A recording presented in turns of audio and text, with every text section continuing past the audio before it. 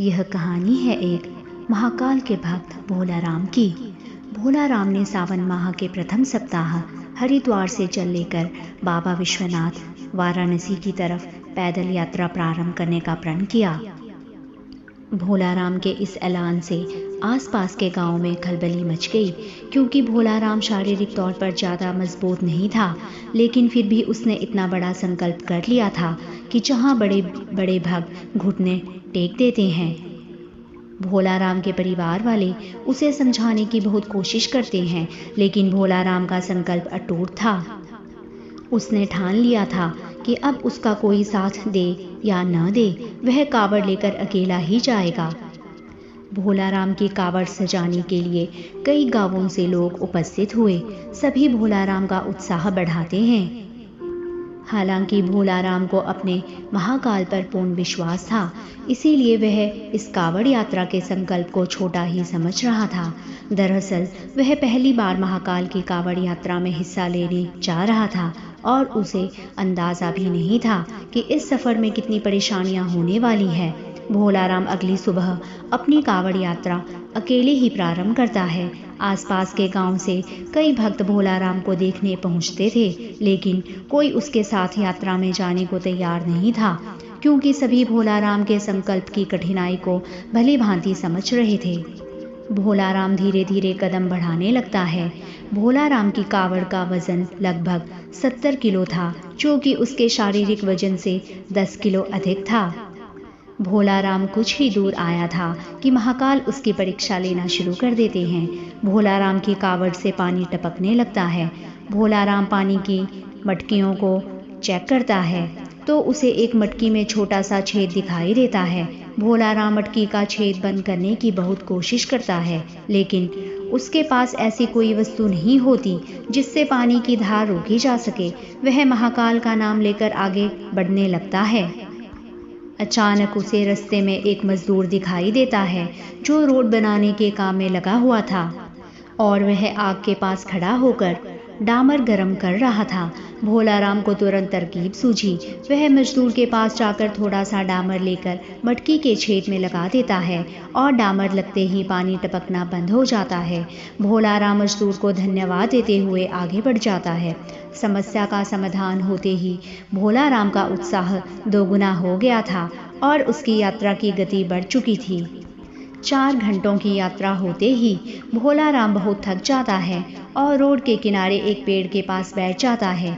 भोला राम अपने साथ कुछ खाने पीने की सामग्री रखकर लाया था, जिसे निकालकर वह खाने लगता है। खाना खाने के बाद भोला राम को नींद आ जाती है और वह पेड़ से टिककर सो जाता है। उसी सड़क से 2 राहगीर गुजर रहे होते हैं। अचानक उनकी नज़र भोला राम पर पड़ती है। वह पेड़ से टिका हुआ सो रहा होता है और उसके बगल में एक थैला और कावड़ रखी होती है। ये दोनों राहगीर अपराधी थे। भोला राम का थैला चोरी करने के विचार से दोनों उसकी तरफ बढ़ने लगते हैं। भोला राम के थैले में कुछ पैसे और उसके यात्रा में उपयोग होने वाली ज़रूरी वस्तुएं रखी हुई थी। दोनों राहगीर जैसे ही भोला राम का थैला उठाते हैं, दहशत से उनके पांव कांपने लगते हैं, क्योंकि थैला उठाते ही भोला राम के सर के ऊपर एक बहुत विशाल सांप फन फैलाए खड़ा हो जाता है। सांप को देखते ही थैला छोड़कर दोनों दुम दबाकर भाग जाते हैं। भोला राम को सोते हुए पूरी रात गुजर जाती है। उसे इस घटना की भनक तक नहीं लगती, और जैसे ही वह सुबह उठकर देखता है कि उसका थैला थोड़ा दूर पड़ा हुआ है, उसे समझ में आ जाता है कि किसी ने चोरी करने की कोशिश की थी, लेकिन उसे ताजुब होता है कि चोरों ने थैला छोड़ क्यों दिया था। भोला राम तुरंत थैले में अपना सामान देखता है। उसे सभी चीज़ें व्यवस्थित मिलती हैं। वह अपनी नित्य क्रिया करके कावड़ यात्रा पुनः प्रारंभ कर देता है। भोला राम को महाकाल की यात्रा में आनंद आने लगा था। भोला राम को रास्ते में कावड़ ले जाते देख कई श्रद्धालु खाने पीने की वस्तुएं और पैसे उसे भेंट करते हैं। भोला राम को सफ़र करते हुए 8 दिन गुजर चुके थे और अभी तक उसने आधा ही सफ़र तय किया था। रास्ते भर बारिश की बूंदें भोला राम को थकान का एहसास नहीं होने दे रही थी। अभी तक तो भोला राम को सफ़र में किसी खास परेशानी का सामना नहीं करना पड़ा था, लेकिन अब उलझन बढ़ने वाली थी क्योंकि बारिश तेज होने लगी थी, नदियों का जलस्तर बढ़ रहा था और अभी भोला राम को रास्ते में कई नदी नाले पार करने थे। भोला राम शारीरिक दुर्बल जरूर था, लेकिन उसके हौसले बुलंद होते हैं। महाकाल की भक्ति ने उसे ऐसा साहस दिया था कि वह अपनी कावड़ यात्रा को बिना रोके आगे बढ़ता जा रहा था। अचानक भोला राम को लोगों की भीड़ दिखाई पड़ती है। वह पास जाकर देखता है तो हैरान हो जाता है क्योंकि नदी का पुल टूट चुका होता है और आगे जाने के लिए यही एक रास्ता था, और जब तक नदी का पानी सामान्य स्तर में नहीं आ जाता तब तक यहाँ से पार करना नामुमकिन था। भोला राम कावड़ लेकर सड़क पर ही बैठ जाता है और पानी नीचे उतरने का इंतजार करने लगता है। उसे बैठे 4 घंटे ही हुए थे। अचानक एक एम्बुलेंस आकर खड़ी हो जाती है। एम्बुलेंस के अंदर मंत्री को ले जाया जा रहा था, लेकिन पुल टूटने की वजह से एम्बुलेंस को रुकना पड़ता है। लेकिन जैसे ही मंत्री के काफिले को पुल टूटने की खबर मिलती है तो वह मंत्री जी के लिए हेलीकॉप्टर भेज देते हैं।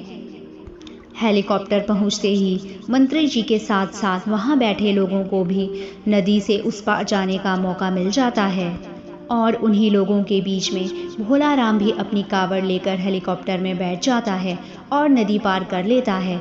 भोला राम महाकाल को मन ही मन प्रणाम करता है और अपना सफ़र जारी कर देता है। कुछ दूर आगे आने के बाद भोला राम को एक गांव के किनारे पहाड़ी के ऊपर छोटा सा मंदिर दिखाई देता है। भोला राम को अचानक उस मंदिर में जाने का विचार आता है। वह अपनी कावड़ लेकर मंदिर की तरफ जाने लगता है।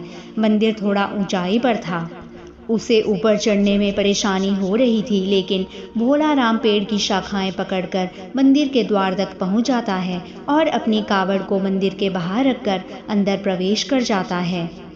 अंदर पहुंचते ही उसे एक साधु ध्यान में बैठे हुए दिखाई देते हैं।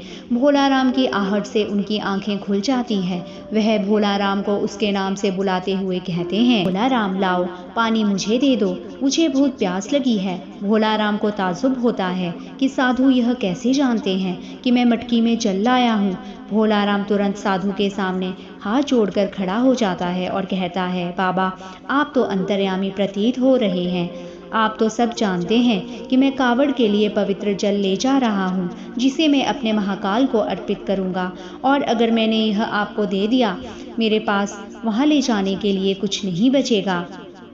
और वैसे भी रास्ते में बहुत सारा जल गिर चुका है, मैं क्षमा चाहूँगा, मैं आपको जल नहीं दे सकता। और इतना कहकर भोला राम मंदिर से बाहर आ जाता है और अपना कावड़ लेकर पहाड़ से नीचे उतर आता है। भोला राम कच्चे रास्ते से आगे बढ़ने लगता है। थोड़ी ही दूर उसे एक गांव दिखाई देता है और जैसे ही वह गांव के करीब पहुंचता है, वहाँ कुछ लोग बैठे होते हैं। सभी भोला राम को कावड़ ले जाते देख उसके पास पहुंच जाते हैं। गांव के लोग भोला राम को खाने पीने की वस्तु भेंट करने के लिए आगे आते हैं, लेकिन भोला राम उन्हें रोक देता है और कहता है, अगर आप मुझे कुछ देना ही चाहते हैं तो पीछे पहाड़ी पर एक मंदिर है, वहाँ एक साधु भूखे प्यासे बैठे हैं, कृपया करके उन्हें यह सब भिजवा दीजिए।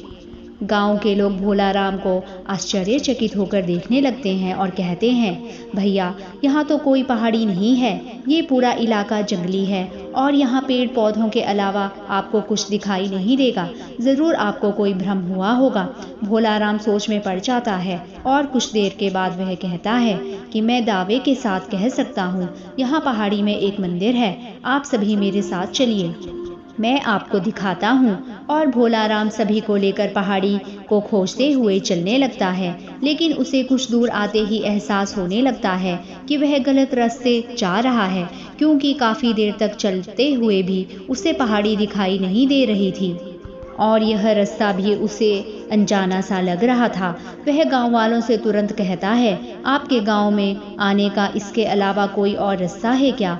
गांव वाले मना कर देते हैं और भोला राम को समझाते हैं कि आप भ्रमित न हो, यहाँ कोई मंदिर नहीं है और न ही कोई साधु भूखा प्यासा बैठा है, आप अपनी कावड़ यात्रा पुनः प्रारंभ करें, अभी आपका सफ़र लंबा है। भोला राम वही घुटने के बल बैठ जाता है और हाथ जोड़कर महाकाल का आवाहन करके जोर जोर से रोने लगता है और रोते हुए कहता है, महाकाल, मैं आपको पहचान नहीं पाया, कृपया मुझे दर्शन दीजिए। मैं जानता हूँ साधु के भेष में आप ही थे। मैं आपके लिए जल लाया हूँ और मैं आपको जल पिलाए बिना यहाँ से नहीं जाऊँगा। और कुछ ही देर में भोला राम के सामने से बड़े बड़े पेड़ों के पीछे अचानक पहाड़ी में मंदिर नजर आने लगता है। गांव के सभी लोग मंदिर को देखकर दंग रह जाते हैं। मंदिर दिखते ही भोला राम कावड़ लेकर दौड़ पड़ता है और दोबारा उसी मंदिर में प्रवेश करता है। गांव के लोग पहाड़ी के नीचे खड़े होकर महाकाल की महिमा देख रहे होते हैं। मंदिर रहस्यमयी था, जिसे आज से पहले किसी ने नहीं देखा था। भोला राम मंदिर के अंदर पहुंचते ही साधु के सामने अपनी कावड़ रख देता है। साधु भोला राम से कहते हैं, मेरे मस्तक में जल डालो। और जैसे ही भोला राम मटकी से साधु के सिर में जल डालता है, अचानक उसके सामने का नज़ारा बदल जाता है और वह वाराणसी की गंगा नदी के किनारे पहुंच चुका होता है। उसे कुछ समझ में नहीं आता, क्योंकि अभी यहाँ तक पहुँचने के लिए उसे 5 दिन का सफ़र और करना था, लेकिन यह सफ़र पलक झपकते ही पूरा हो चुका था। महाकाल की महिमा को वह समझ चुका था। भोला राम की आंखों में आंसू आ जाते हैं और वह गंगा नदी के किनारे महाकाल के ध्यान में बैठ जाता है। भोला राम की कावड़ यात्रा स्वयं महाकाल ने संपन्न की थी, जिससे भोला राम का जीवन धन्य हो गया था और उसकी कावड़ यात्रा पूरी होते ही महाकाल की कहानी गाथा समाप्त होती है। हर हर महादेव।